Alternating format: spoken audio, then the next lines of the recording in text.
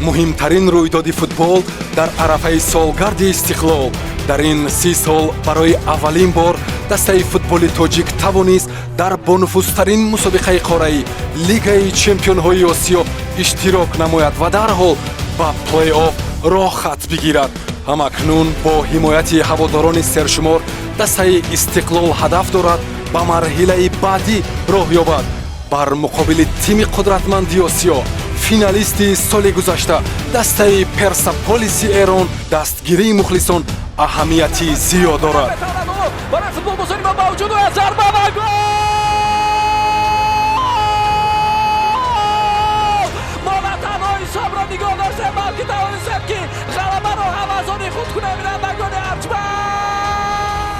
мо шуморо рӯзи 14 сентябр соати 20 дар варзишгоҳи марказии шаҳри Душанбе интизорем.